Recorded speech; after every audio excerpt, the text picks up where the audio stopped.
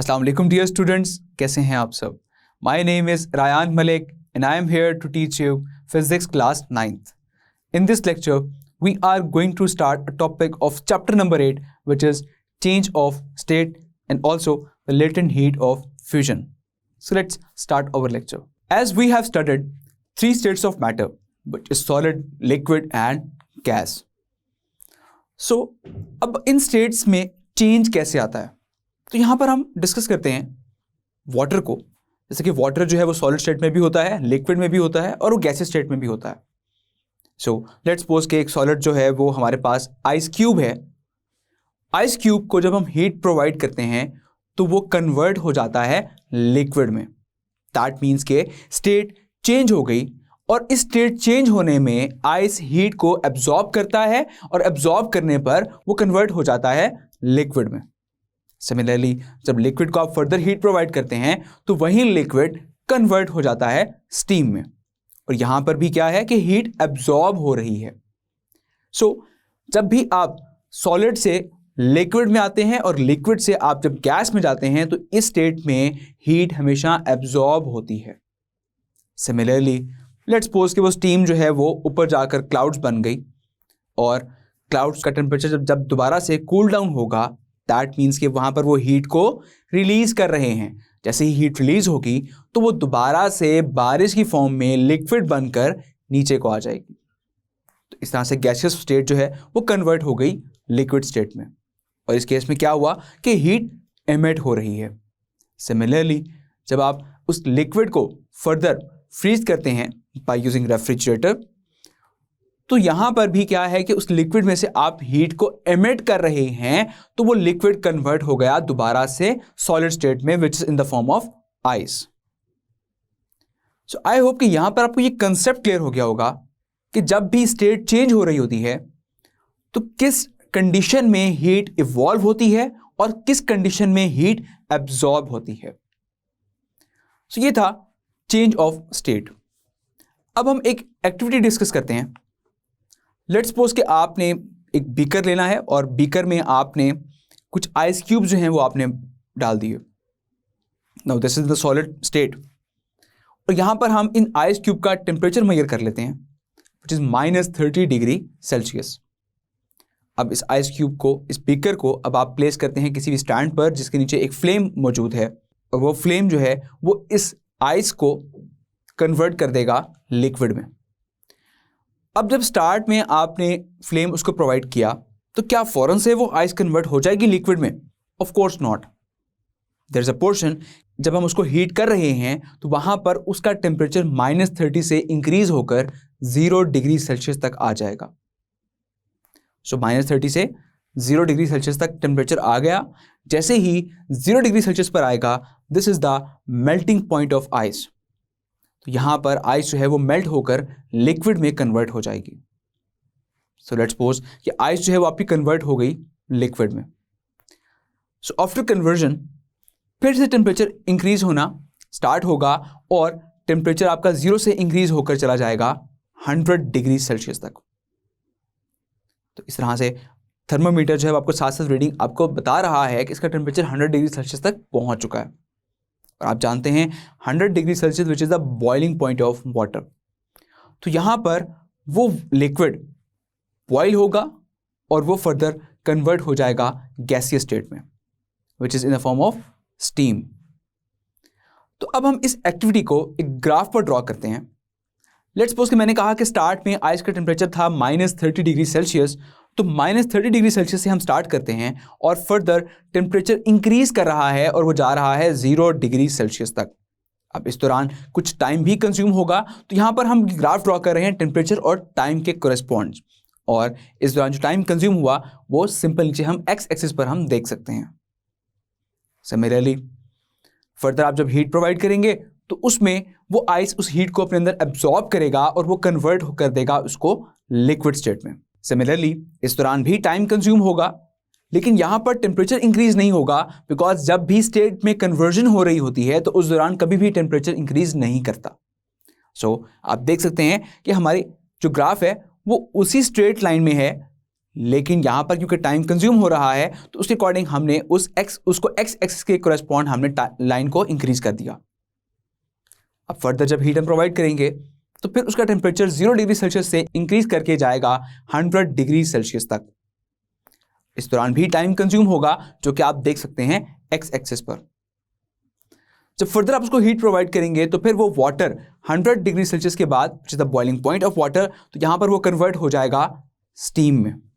Again liquid से gases form convert हो रही है, जब यहां पर भी कन्वर्जन होगी तब भी टेम्परेचर इंक्रीज नहीं करेगा, लेकिन आपकी स्टेट चेंज हो जाएगी जिसमें लिक्विड कन्वर्ट हो जाएगा गैसियस फॉर्म में। इस दौरान भी टाइम कंज्यूम होगा। सो लेट्स सपोज कि हमने कहा कि टाइम कंज्यूम हो रहा है एंड सो ऑन, ये प्रोसेस चलता रहेगा। सो इस एक्टिविटी में हमने एक ग्राफ ड्रॉ कर लिया। अब इस ग्राफ को हम यूज करेंगे फर्दर नेक्स्ट टॉपिक में, which is latent heat of fusion. So ये लेटेंट हीट ऑफ फ्यूजन क्या है? पहले हम बात करते हैं फ्यूजन पॉइंट की, कि फ्यूजन पॉइंट क्या होता है। As I have told you before, the melting point and the boiling point. So melting point वो पॉइंट होता है जहां पर एक सॉलिड कन्वर्ट होता है लिक्विड स्टेट में। That point is called the melting point. अब मजे की बात यह है कि इसी मेल्टिंग पॉइंट को हम फ्यूजन पॉइंट भी कहा करते हैं। So the temperature eight which a solid starts melting is called its melting point और फ्यूजन पॉइंट। इसी तरह से हम डिस्कस करते हैं फ्रीजिंग पॉइंट को, कि मेल्टिंग पॉइंट में फ्रीजिंग पॉइंट पे डिफरेंस क्या है। जैसा कि आपने अक्सर सुना होगा कि लिक्विड का, कि वाटर का जो फ्रीजिंग पॉइंट है वो है 0 डिग्री सेल्सियस और आइस का मेल्टिंग पॉइंट है 0 डिग्री सेल्सियस। अब अगर ये दोनों ही 0 डिग्री सेल्सियस हैं तो फिर इस मेल्टिंग पॉइंट और फ्रीजिंग पॉइंट में फर्क क्या है?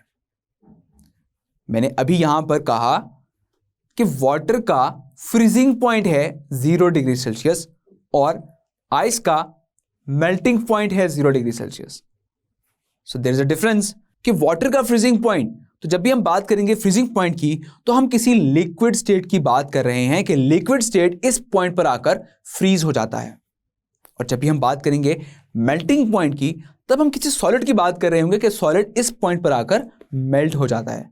So although these temperatures are same, but there's a big difference between these two terms.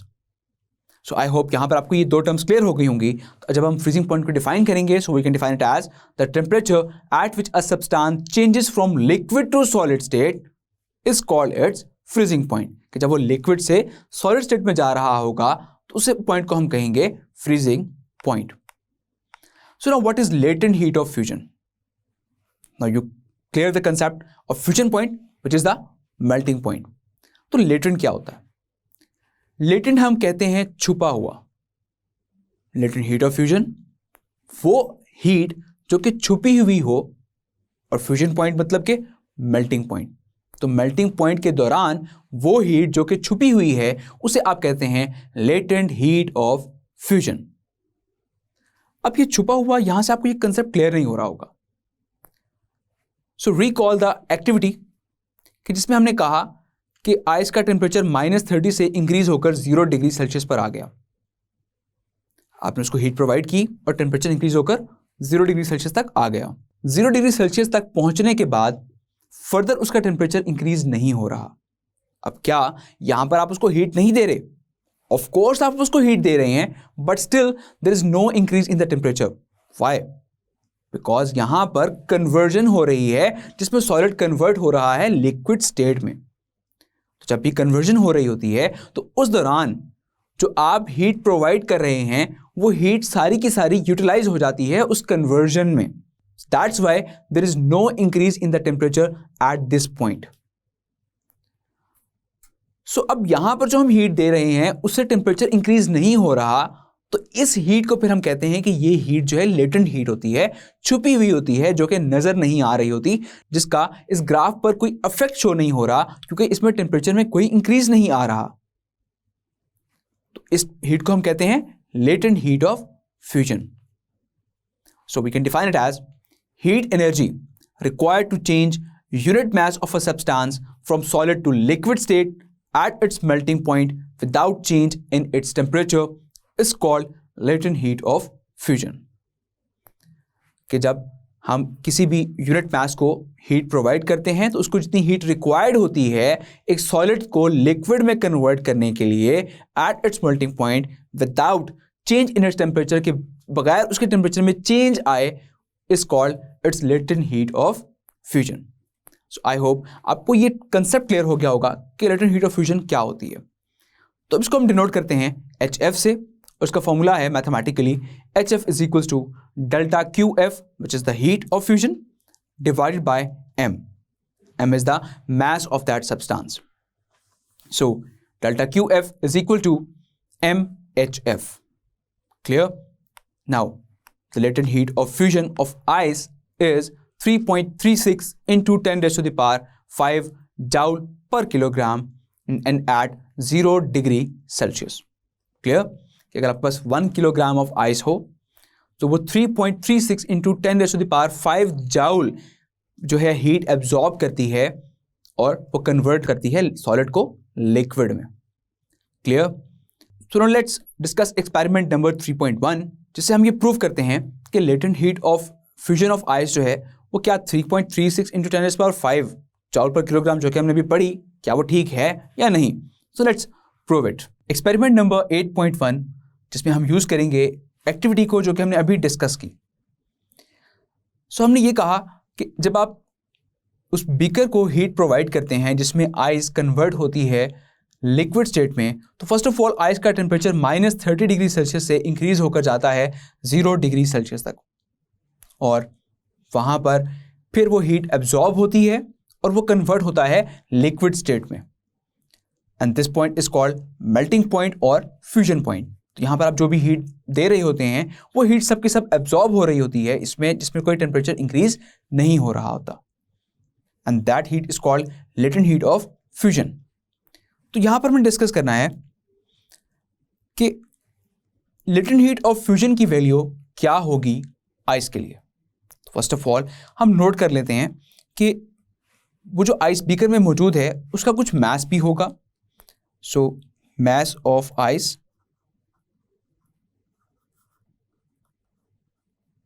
which is represented by M. Similarly, जब आपकी आइस कन्वर्ट हो रही है लिक्विड स्टेट में एट 0 डिग्री सेल्सियस, तो उस दौरान कुछ टाइम भी कंज्यूम हो रहा है। टाइम कितना है सिंपली हम यहाँ पर मार्क कर लेते हैं, जिसके आप ग्राफ में देख सकते हैं T1 और T2। तो ये वो टाइम है जिसमें आपकी आइस मेल्ट हो रही है और सॉलिड स्टेट कन्वर्ट हो रही है लिक्विड स्टेट में। There is a mixture of ice and water.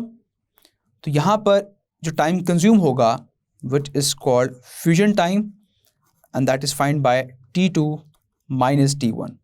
तो अगर आप T2 और T1 को माइनस करें तो आपके पास आंसर आ जाएगा 3.6 मिनट। इस तरह से फर्दर जब आप उसको हीट प्रोवाइड कर रहे हैं तो उस लिक्विड का टेम्परेचर 0 डिग्री सेल्सियस से इंक्रीज होकर जाता है 100 डिग्री सेल्सियस तक। तो इस दौरान भी कुछ टाइम कंज्यूम होगा, उसको हम नोट कर लेते हैं TO से, and that is equal to T3 minus T2। तो अगर आप T3 में से T2 को सब्ट्रैक्ट कर दें तो आपके पास वो टाइम आ जाएगा which is equals to 4.6 minute. Now we know कि यहाँ पर टेम्परेचर डिफरेंस कितना हुआ डेल्टा T। तो आप ये जानते हैं कि 0 डिग्री सेल्सियस से लेकर ओवरऑल जो टेम्परेचर में इंक्रीज आया है दैट इज 100 डिग्री सेल्सियस। तो यहाँ पर हम नोट कर लेंगे कि डेल्टा T जो है दैट इज 100 डिग्री सेल्सियस, और we call it as 100 kelvin. This is the difference in temperature. Clear? Now we know that heat required by water from 0 degree Celsius to 100 degree Celsius. तो वो आप heat कैसे find करेंगे? By using the formula which is delta Q is equals to MC delta T। तो ये वो heat है जो कि वाटर को रिक्वायर्ड होगी जिसमें उसका टेम्परेचर 0 डिग्री सेल्सियस से इंक्रीज होकर जाता है 100 डिग्री सेल्सियस तक। Just we have to put the values in it. So mass M as it is आ जाएगा। C is the specific heat capacity of water which is 4200 joule per kilogram per kelvin, and into delta T which is 100 kelvin. जब सबको multiply करेंगे तो यहाँ पर हमारे पास answer आ जाएगा M is equals M into 420,000 joule per kilogram. Now I can write it as m into 4.2 into 10 raised to the power 5 joule per kilogram. अब ये वो हीट है जिसमें आपका टेम्परेचर 0 डिग्री सेल्सियस से इंक्रीज होकर जा रहा है 100 डिग्री सेल्सियस तक। तो अब फर्दर हम वो भी टाइम नोट कर लेते हैं, that is the fusion time, कि जिसमें आपकी हीट एब्जॉर्ब हो रही है। So rate of absorbing heat that is equals to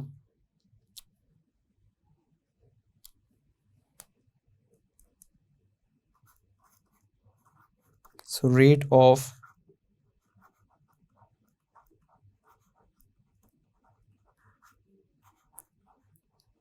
absorbing heat that is equals to delta Q over T naught.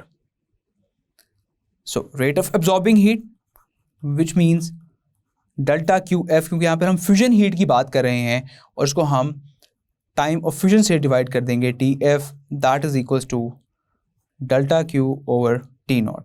तो TF यहाँ पर डिवाइड हो रहा है तो वहाँ पर जाकर ये मल्टीप्लाई हो जाएगा। So delta QF is equals to delta Q over T naught into time TF. Simply just we have to put the values in it.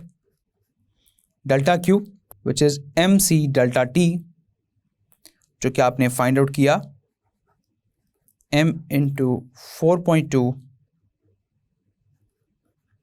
into 10 raised to power 5 joule per kilogram, और time of fusion है 3.6 minute और TO है 4.6 minute. Delta QF which is equals to MHF, यहाँ पर हम put कर देंगे MHF। अब सिंपली यहाँ पर m इस m से कैंसिल आउट हो जाएगा, HF इक्वल रह जाएगा 4.2 into 10 raised to the power 5 into 3.6 over 4.6. Now simple we have to solve it by using calculator and we got the final answer, which is 3.29 into 10 raised to the power 5 joule per kilogram. So this is the latent heat of fusion of ice. Clear? अब जो कि हमने actual value हमने discuss की थी lecture में, which is 3.36 into 10 raised to the power 5 joule per kilogram, लेकिन experimental value जो हमारे पास आ गई which is 3.29 into 10 raised to the power 5 joule per kilogram, which is approximately equal to 3.36. So that means कि ये value correct है। This is the latent heat of fusion of ice. I hope ये topic आपको बहुत अच्छे से समझ आ गया होगा, तो अपना बहुत सारा ख्याल रखिएगा। See you in the next lecture. Till then take care. अल्लाह हाफिज।